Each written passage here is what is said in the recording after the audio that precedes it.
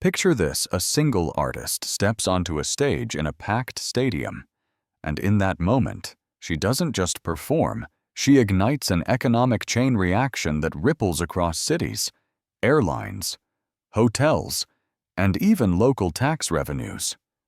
Taylor Swift has done exactly that, turning her Eras Tour into the first concert series in history to surpass $2 billion in gross revenue, a figure that dwarfs the annual economic output of several small nations.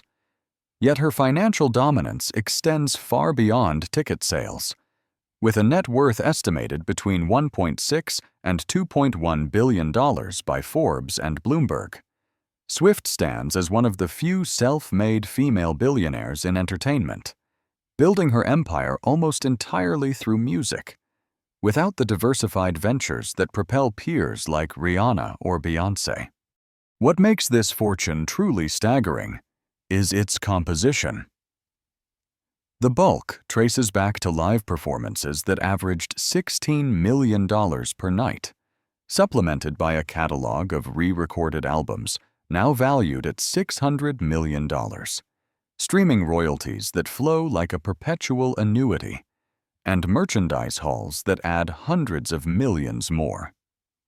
Then there are the property's 8 high-end residences scattered from Nashville's historic neighborhoods to Rhode Island's windswept cliffs, collectively worth up to $165 million.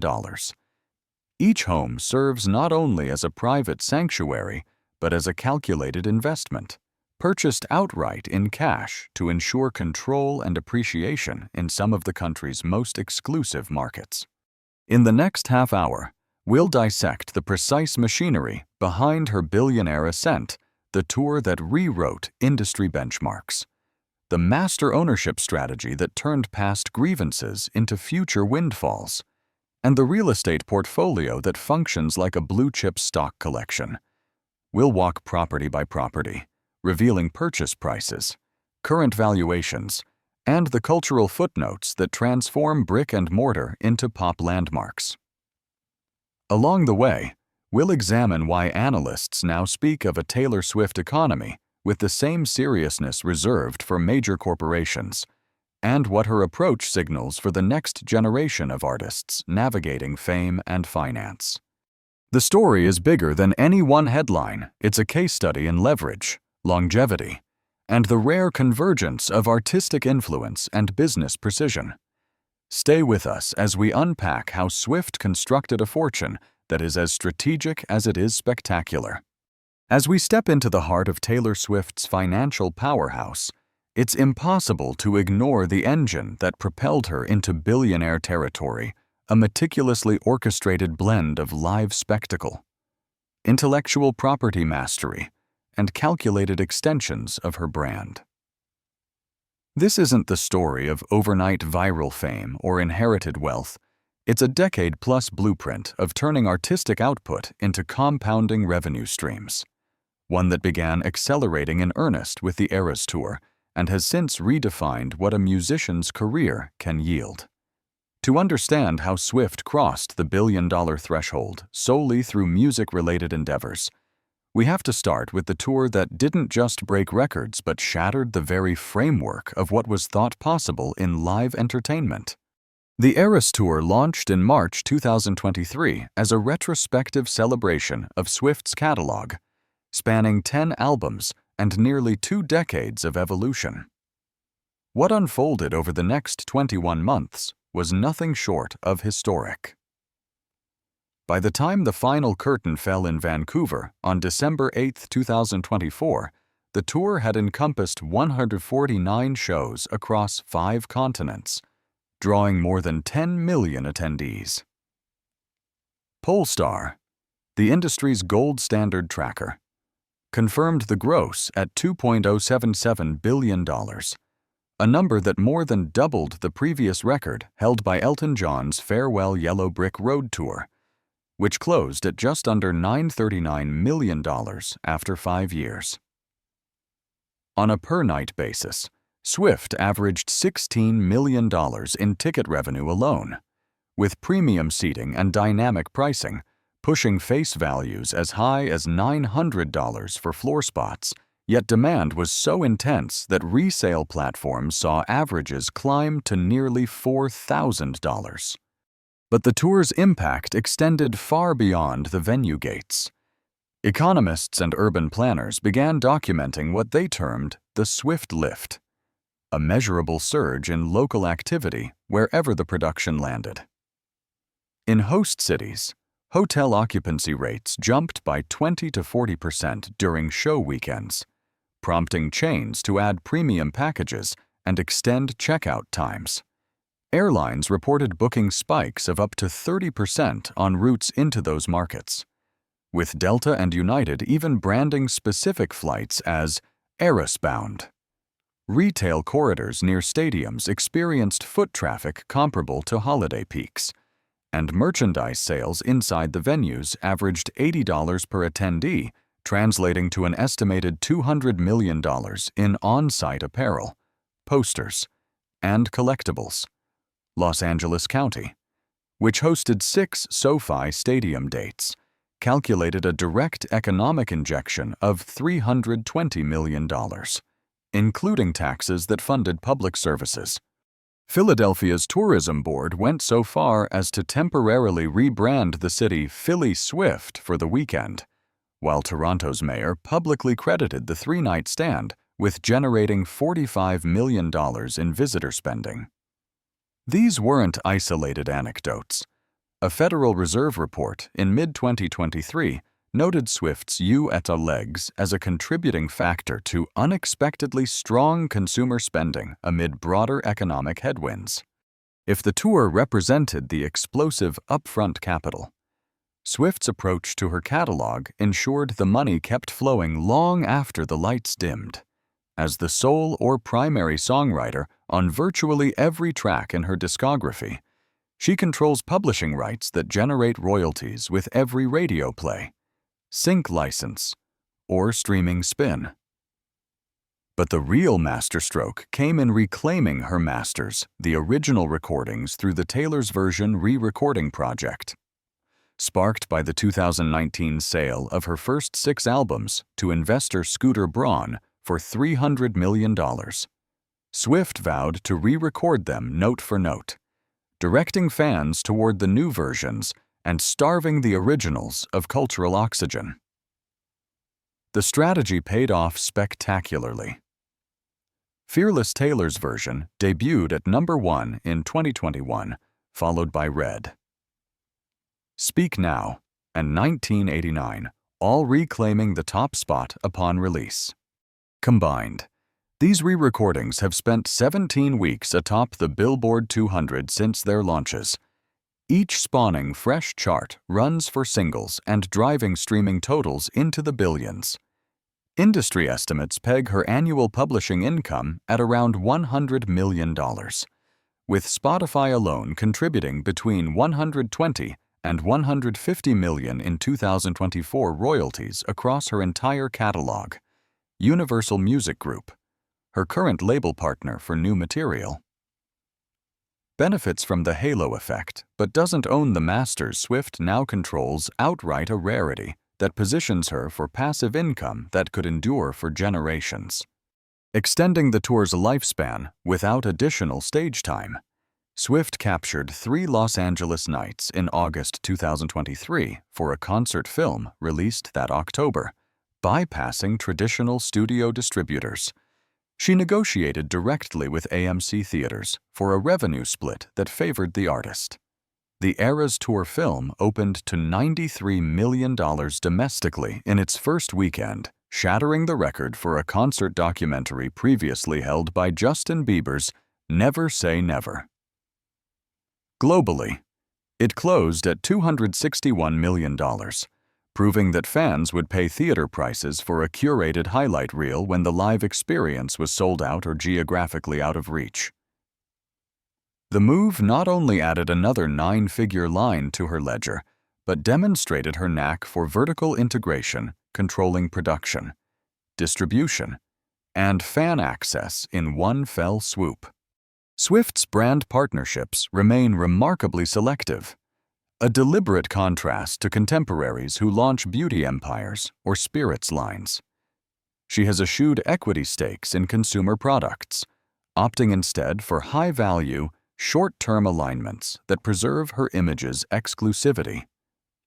A multi-year Capital One campaign tied to album cycles reportedly exceeded $25 million per activation, while whispers persist of an Apple Music exclusivity window for the Tortured Poets department that commanded a similar fee.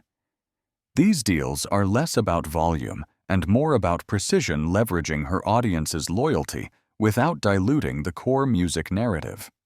Pulling these threads together paints a clear trajectory.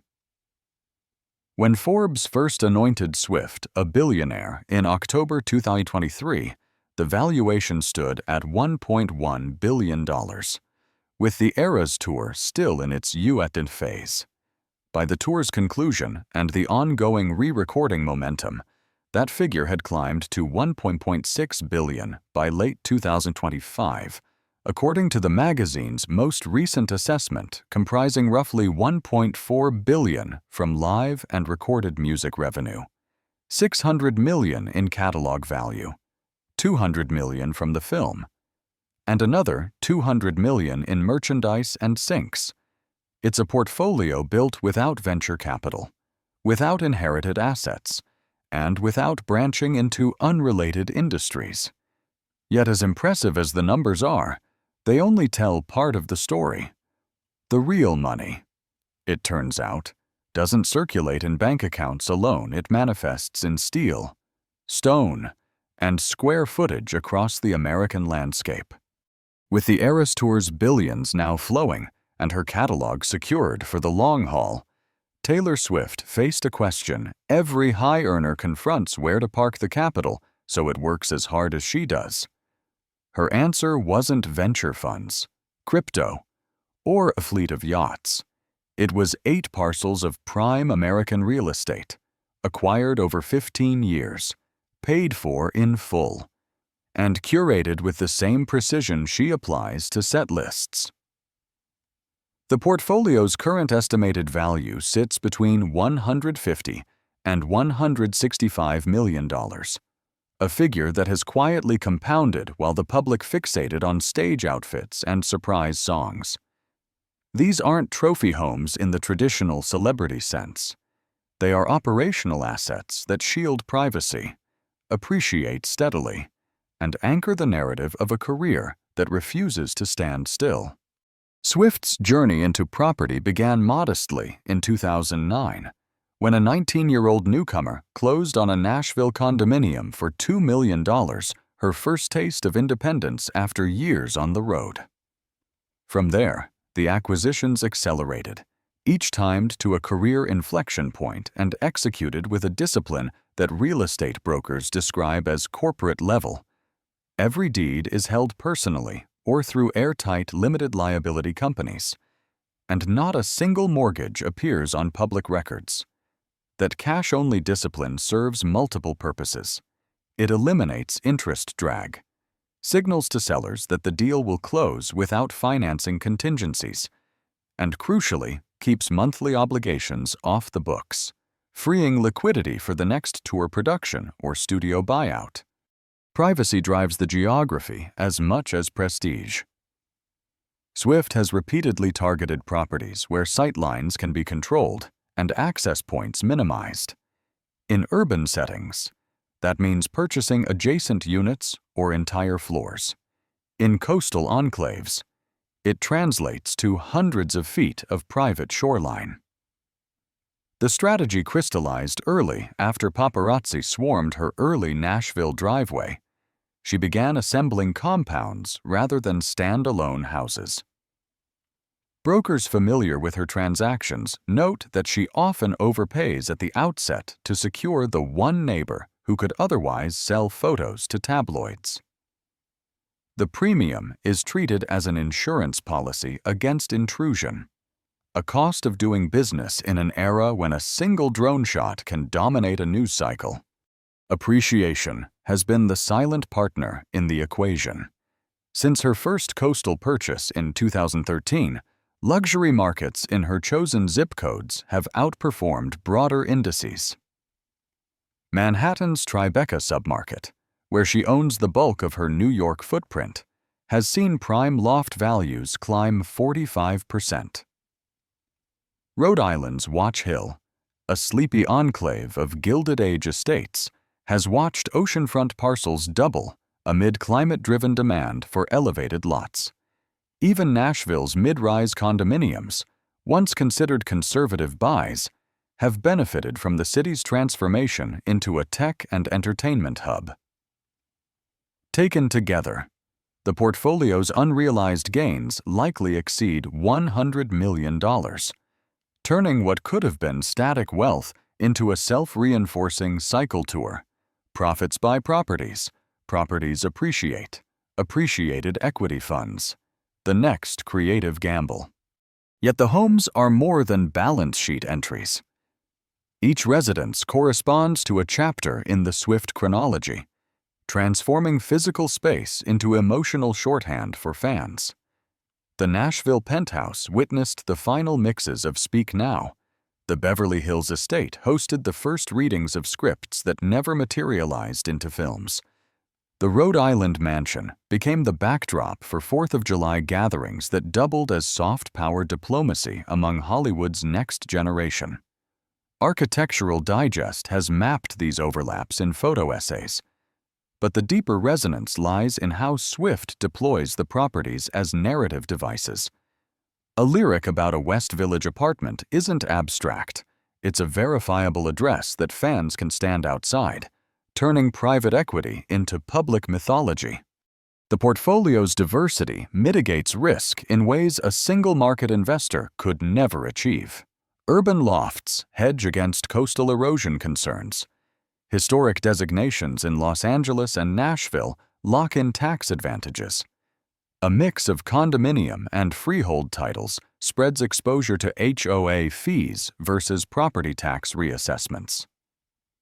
Real estate analysts who have modeled comparable celebrity holdings think Jay-Z's Hamptons spread or George Clooney's European villas note that Swift's geographic spread is unusually balanced for someone whose income is tied to touring schedules. She can be in Manhattan for a late-night writing session, Nashville for a label meeting, or Rhode Island for a holiday reset without ever relying on hotels, preserving both security and spontaneity. Maintenance costs, often the hidden leak in celebrity portfolios, appear tightly controlled. Staff overlap between residences, security details rotate. House managers cover multiple states, and renovations are phased to avoid overlapping contractor bills. A 2025 permit filing in Rhode Island for a $1.7 million upgrade to the Watch Hill kitchen and seawall was bundled with energy efficiency rebates, offsetting nearly 20% of the outlay. Local assessors in each jurisdiction confirm that property taxes, while steep in absolute terms, represent less than 1% of her annual income, a rounding error compared to the peace of mind and capital preservation they deliver. What emerges is a real estate philosophy that mirrors her approach to music: own the masters, control the narrative, compound the value. The 8 properties are not scattered indulgences. They form a networked system where each asset reinforces the others. A fan camping outside the Tribeca compound generates social media buzz that boosts streaming numbers, which in turn funds the next renovation in Beverly Hills. The cycle is self-sustaining, and the privacy it buys allows Swift to disappear for weeks at a time, re-emerging only when the next project is fully formed. As we prepare to walk through these homes one by one, keep in mind that every doorway we cross represents a deliberate choice to invest in permanence rather than flash, in control rather than convenience. The first stop is Lower Manhattan, where 4 contiguous buildings have been knitted into a single urban fortress, a compound so seamless that even longtime residents struggle to pinpoint where one deed ends and another begins. Lower Manhattan has long been a playground for the ultra-wealthy. but few have reshaped a neighborhood the way Taylor Swift has in Tribeca. What started as a single penthouse purchase in 2014 has evolved into a contiguous compound spanning 4 separate deeds, roughly 12,000 square feet of interconnected living space, and a level of seclusion that rivals diplomatic enclaves. This isn't a scattered collection of apartments. It's a vertically and horizontally integrated fortress where elevators, private staircases, and shared courtyards create a single residence disguised as multiple addresses.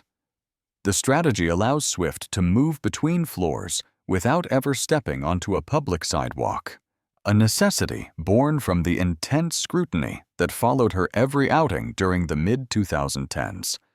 The cornerstone arrived on a crisp February day in 2014 when Swift closed on the penthouse at 155 Franklin Street for exactly $19.95 million, paid in full. The seller was filmmaker Peter Jackson, who had converted the top 2 floors of a former warehouse into an industrial chic loft with soaring 20-foot ceilings, exposed brick, and a private rooftop terrace complete with a heated pool. At 8,300 square feet, the space offered panoramic views of the Hudson River and enough room for a home studio where early drafts of 1989 were refined. Architectural plans filed with the City Show custom soundproofing in the lower level, a detail that let Swift host late-night writing sessions without disturbing or being disturbed by the cobblestone streets below. Brokers who toured the property before the sale described it as museum-quality raw space, ideal for someone who wanted to imprint their aesthetic without starting from scratch. 3 years later. In the spring of 2017, Swift expanded southward by acquiring the 5-story townhouse next door at 153 Franklin Street for $18 million. The building, a narrow limestone facade dating to the early 1900s, had been gut-renovated into a single-family home with a passenger elevator and a landscaped rear garden, rather than maintain 2 separate households. She commissioned a discreet internal connection, a reinforced doorway on the 2nd floor of the townhouse, linking directly to the penthouse's main living level. The result is a seamless flow where guests can ride the elevator from a street-level foyer up to a rooftop dinner without ever realizing they've crossed property lines. City filings reveal additional modifications, including bullet-resistant glass in select windows and a centralized security hub that monitors both structures from a single control room. The compound's footprint now dominates the block between Hudson and Greenwich Streets, with Swift owning every residential unit facing Franklin, a buffer that effectively eliminates paparazzi perches on adjacent fire escapes. The Tribeca narrative took an unexpected turn in 2016 before the townhouse purchase, when Swift rented a carriage house on nearby Cornelia Street for $39,000 a month. The 2-story brick hideaway, tucked behind a gated courtyard, provided anonymity during the secretive recording of Reputation. She arrived under cover of night, often entering through a side alley to avoid the growing crowds outside her then-primary Nashville base. The rental lasted less than a year, but its cultural afterlife proved enduring. When Lover dropped in 2019, the track Cornelia Street immortalized the address as a metaphor for a relationship on the Brink lyrics about walking Cornelia Street and begging not to lose the sacred space. Fans decoded the reference immediately, transforming the quiet West Village block into a pilgrimage site. TikTok videos of devotees recreating the song's piano intro on the stoop went viral, and rental listings for the carriage house now command $45,000 monthly. A premium real estate agents openly attribute to the Swift Association. The current owner, a private investor, has leaned into the lore with subtle nods, a discreet plaque inside the foyer, and a no photography policy that paradoxically fuels more online chatter. Beyond the balance sheet, the New York holdings function as operational headquarters for Swift's empire. The penthouse's lower level includes a climate-controlled vault for master tapes and lyric notebooks, while the townhouse's ground floor has been converted into office space for her management team during album cycles. Deliveries arrive through a dedicated loading dock shared with a neighboring commercial building she quietly controls, ensuring that even grocery runs don't require street exposure. Local business owners on Hudson Street report a steady uptick in foot traffic from fans hoping for a glimpse, but the compound's design funnels that energy away from private entrances. A 2023 New York Post feature quoted a doorman who has worked the block for 15 years. "Most celebrities want to be seen coming and going. She wants the opposite, and she's engineered it perfectly." The cultural currency of these addresses extends into Swift's creative process. Paparazzi photos from 2014 through 2018. Swift in oversized sunglasses striding to a waiting SUV became defining images of her New York era, splashed across magazine covers and dissected on fan forums. Those same shots now resurface in TikTok edits synced to "Welcome to New York," creating a feedback loop where real estate reinforces the music and vice versa. When she films music videos in the city, production often secures permits for Franklin Street exteriors, turning the compound's facade into a recurring character. The Cornelia Street effect is even more pronounced every time a high-profile renter moves in. Most recently, a tech CEO in 2024 streams of the Lover track spike by double digits, according to Chartmetric data. It's a rare instance where a temporary lease generates perpetual royalty income for a property Swift no longer occupies. From a financial perspective, the Tribeca complex has appreciated at a rate that outpaces Manhattan's luxury average. Zillow comps for similar industrial lofts in the neighborhood show a 48% rise since 2014, pushing the penthouse alone toward $30 million in current market value. The townhouse, with its historic facade and modern guts, could fetch $25 million or more in a competitive bidding war. Combined with two smaller units Swift acquired in the same buildings for privacy buffers, the New York cluster represents roughly $60 million in today's dollars, nearly double her initial outlay, and a cornerstone of the broader portfolio's $150 million valuation. Tribeca then at more than a zip code. It's the nerve center where Swift's public persona and private life intersect under her terms. The compound allows her to inhabit the city that never sleeps without ever truly being exposed to it. As we leave the concrete canyons behind and head to the Atlantic coast, the contrast couldn't be sharper from urban verticality to sprawling seaside horizontals, where 700 feet of private beachfront have hosted some of the most photographed Independence Day parties in modern celebrity history. As the skyline of Manhattan fades into the rear view, the landscape opens dramatically along the Rhode Island coast, where Taylor Swift's most expansive property awaits high watch, a sprawling 11,000-square-foot estate perched on a bluff in the exclusive enclave of Watch Hill.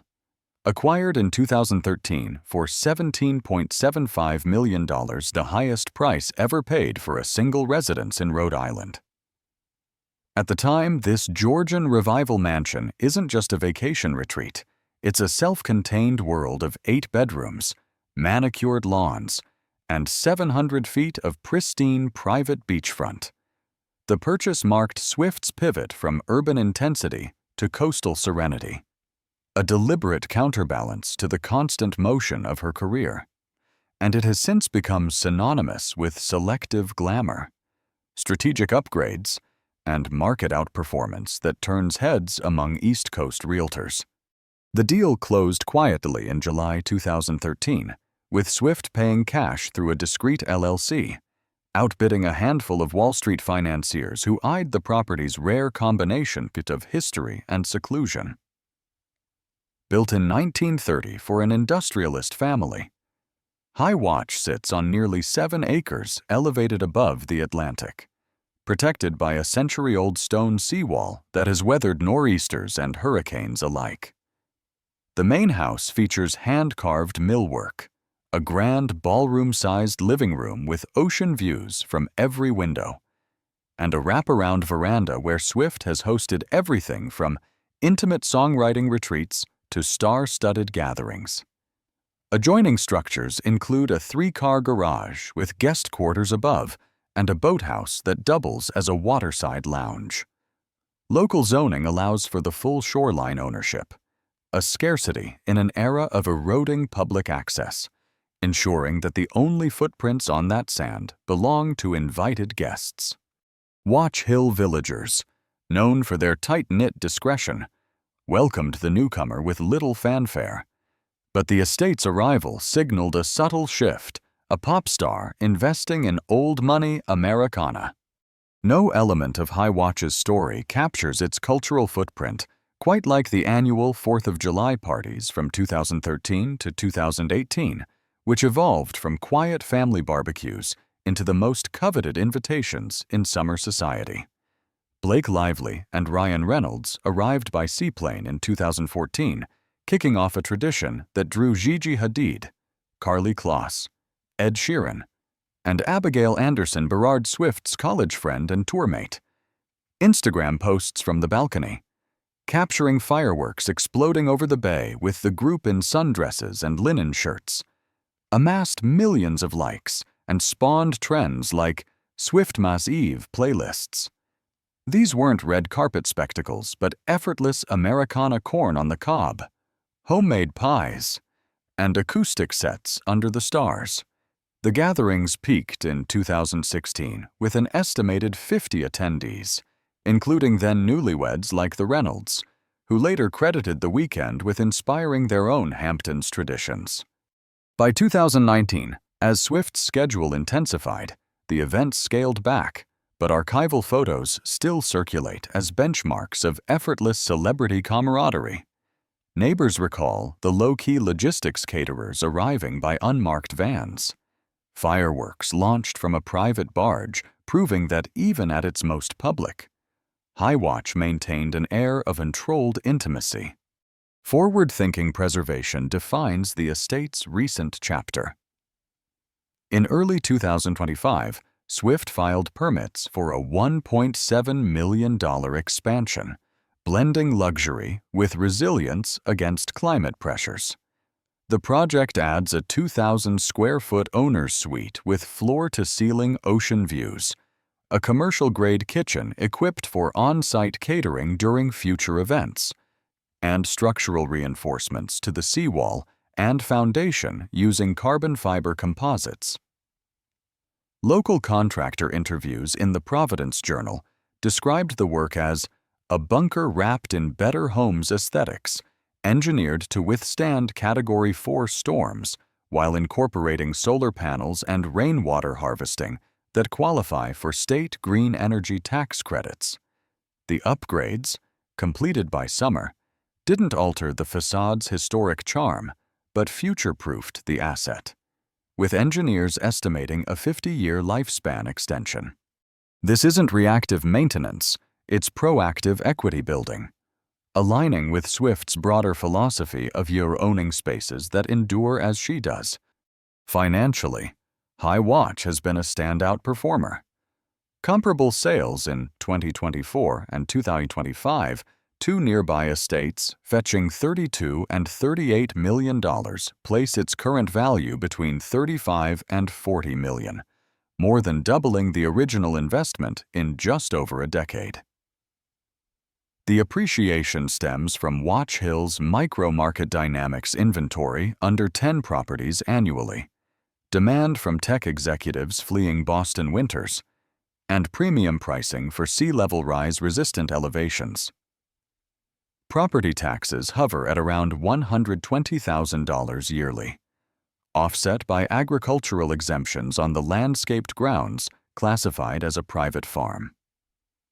Unlike flashier celebrity buys, this one generates no rental income but serves as a psychological anchor, a place to unplug without the carbon footprint of constant flights. Highwatch embodies the emotional core of Swift's portfolio, a return to roots amid relentless ambition. It's where she celebrated her first post-Masters reclamation milestone, hosting a small group for the Speak Now Taylor's version release in 2023, and where quiet mornings on the veranda have inspired bridges for tracks on The Tortured Poets Department. For fans, it's aspirational Americana. For analysts, it's a case study in coastal compounding. Yet as impressive as this seaside stronghold stands, it represents only one quadrant of the map.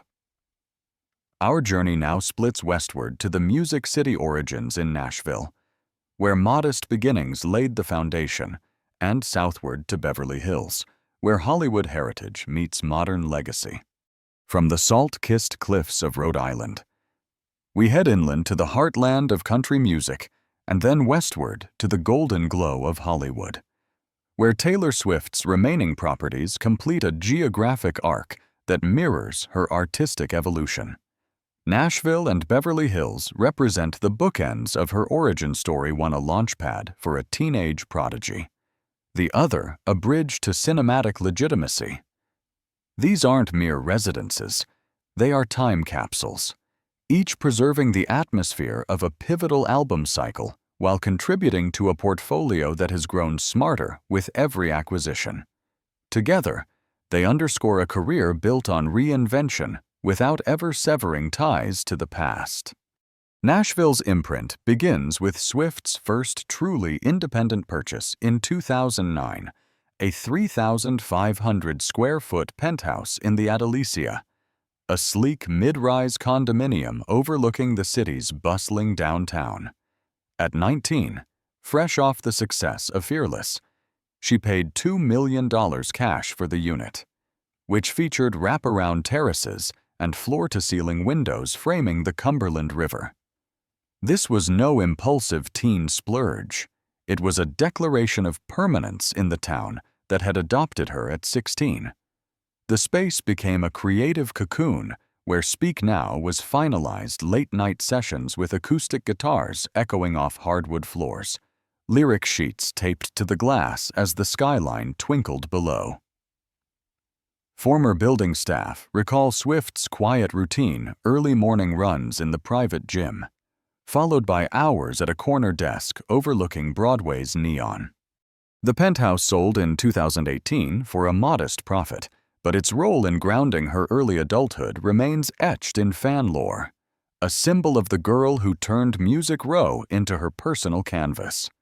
2 years later, in 2011, Swift deepened her Nashville roots with a 5,600-square-foot Greek Revival mansion on a wooded hill in the affluent Forest Hills neighborhood.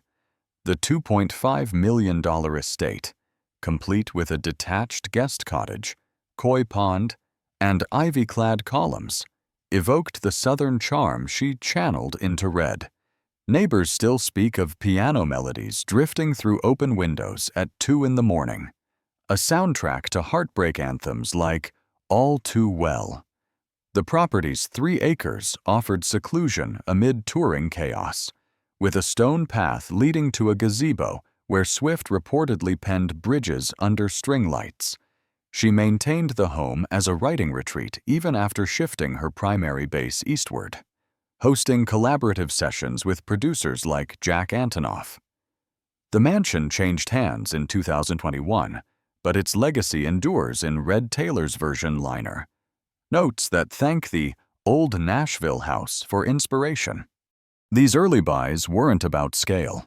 They were about staking claim to the genre's epicenter, investments that appreciated alongside her chart dominance. Shifting coasts to Beverly Hills in 2015, Swift entered a different echelon with the acquisition of the Samuel Goldwyn estate for $25 million, another all-cash transaction, spanning 2.3 acres behind wrought iron gates on a coveted cul-de-sac. The 11,000-square-foot Mediterranean villa once belonged to the legendary film producer whose studio birthed classics like The Best Years of Our Lives. Swift's purchase coincided with her full embrace of pop stardom, and the property's designation as a Los Angeles Historic Cultural Monument in 2017 cemented its pedigree. Features include a marble-floored foyer, a screening room with original velvet seats, and an infinity pool where Marilyn Monroe is said to have swam during Goldwyn's era.